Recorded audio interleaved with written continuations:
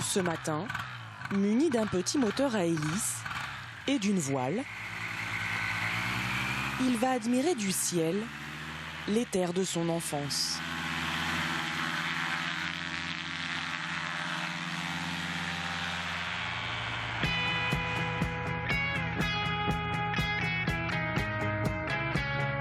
À 300 mètres au-dessus des arbres, le paysage du Marais Poitevin se dessine autrement. Il y a vraiment les 4 saisons qui sont marquées dans le Marais Poitevin et les photos sont toujours différentes.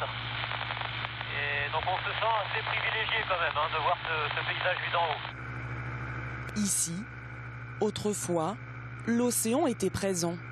Il s'est retiré peu à peu au fil des années.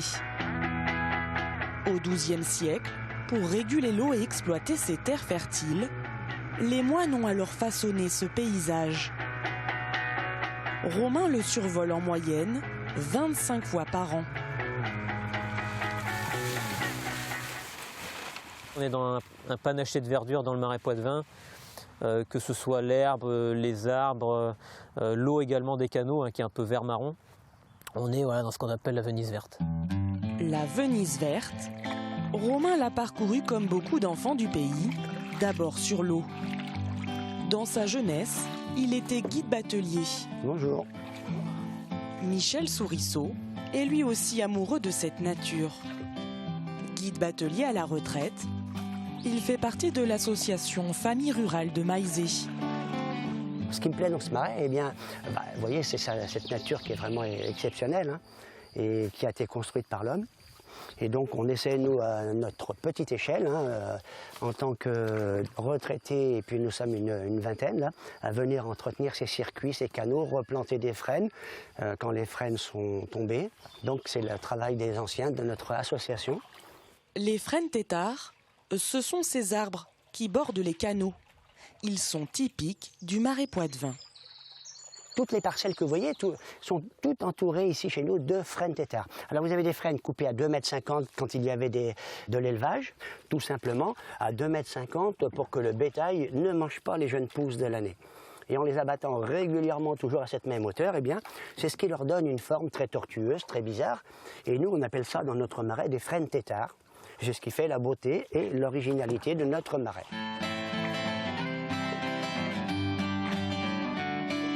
En tout, 800 km de canaux sont navigables dans le Marais Poitevin.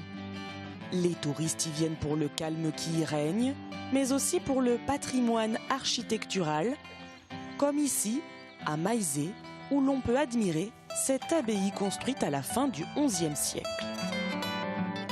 C'était donc une abbaye bénédictine, ça a été également un évêché pendant 3 siècles, et l'évêché a ensuite été transféré à La Rochelle. Et cette abbaye a été définitivement détruite pendant la Révolution française. Des personnages s'étaient donc accaparés cette abbaye pendant la Révolution et revendaient les pierres. Et les habitants de la région et de Maizé en particulier venaient se servir en pierre pour construire leur ferme ou leur maison d'habitation. Depuis le ciel ou depuis les canaux, le Marais Poitevin offre toujours des couleurs et des paysages différents. En 2010, les marais mouillés de la Venise verte ont obtenu le label Grand Site de France.